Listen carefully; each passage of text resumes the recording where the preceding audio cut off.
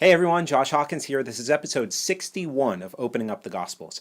In the last 8 episodes, we looked at the events in what I've called Jesus' early Galilean ministry, stretching from his return to Galilee to the calling of the 12 disciples. Jesus' fame and popularity grew tremendously, but so did his rejection among the Pharisees and the Jewish authorities. And now here we are, sometime in the spring of 28 AD, just a little over a year before Jesus is put to death in Jerusalem. There's still so many things that Jesus will say and do that I can't wait to talk about with you. The next block of time we're going to look at, I'm just calling the Middle Galilean period. The events of this period are so significant and so important as to how we understand Jesus and his first coming. Let's take a look at the chart where I break down the periods of Jesus' ministry for a second. We spent a good amount of time talking about the early Judean ministry and how it all began in Jerusalem, specifically with the cleansing of the temple. And we just walked through the events of the early Galilean ministry. And now we're going to spend some time looking at the Middle Galilean ministry. As you can see, the early Galilean ministry ends with the calling of the 12. And now the Middle Galilean period we'll see ends with the sending of the 12. We still have 3 more periods left to cover, all of which vary significantly in length. The late Galilean, the late Perean and Judean, and then Passion Week. And as we talked about back in episode 53, these 3 first periods, the early Judean, early Galilean, and Middle Galilean, they all fit within the first year of Jesus' public ministry, between the first Passover of John 2 in 27 and the second Passover of John 6 in 28 AD. It seems like this Middle Galilean period we're going to look at lasts several months and will stretch through the spring of 28. And as I mentioned before, the biggest event that all 4 Gospels record that acts as a hinge between all these periods of Jesus' ministry is the feeding of the 5,000. That event is what helps us significantly in developing a general chronology of the Gospels.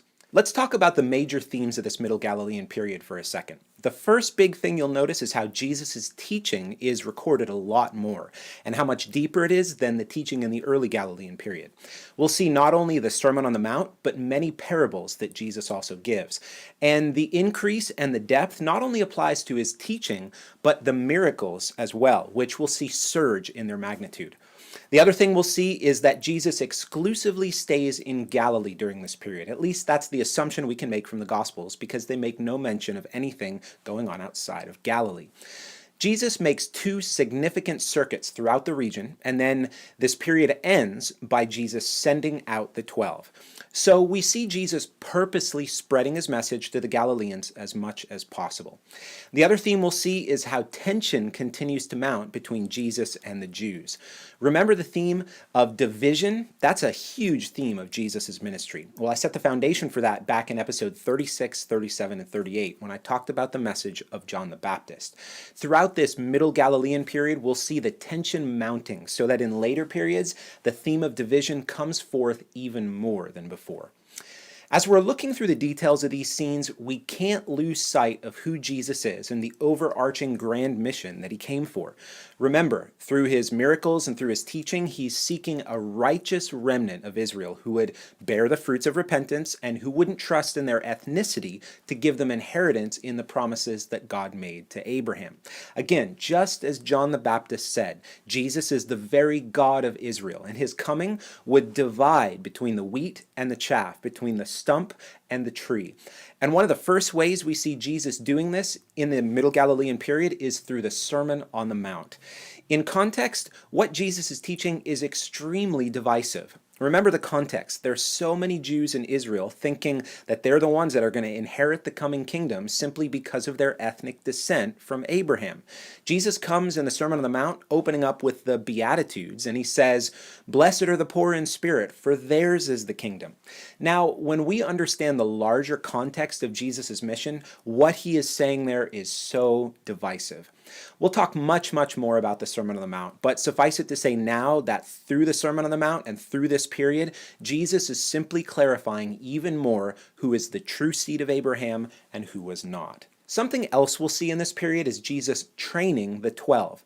We see them kind of going wherever Jesus goes and being apprised and being connected with everything that Jesus said and did. Their rigorous training culminates in them being sent out with power to appeal to the people. They go out with the same message as John the Baptist. The same thing he said, that Israel's urgent repentance was required if they wanted to inherit the promises that God had made. Through this period, we can see that God was having mercy on Galilee, seeking their repentance time and time and time again. I want to take a minute and talk about how the Gospels themselves narrate this portion of Jesus' ministry. First, we see Matthew's Gospel continuing thematically, though he occasionally moves in chronological order through some of the events. Of course, the most significant thing that I've already mentioned in a past episode before is how Matthew places the Sermon on the Mount in the early chapters of his Gospel near the start of Jesus' public ministry. Again, when we remember that Matthew is being thematic and not chronological, we can better appreciate the timing of the Sermon on the Mount in a way that the other Gospels place it. As I mentioned in episode 7, Matthew has arranged his gospel in sections of narrative and discourse. Luke is the one who narrates the Sermon on the Mount chronologically, and more broadly, Luke narrates this entire Middle Galilean section chronologically. Luke also includes more of Jesus' teaching and a few more scenes during this section than Mark does. Now, John's gospel doesn't record any of the events of this period at all. Like I talked about back in episode 10, John is filling in the gaps of the things that Mark and Luke don't narrate.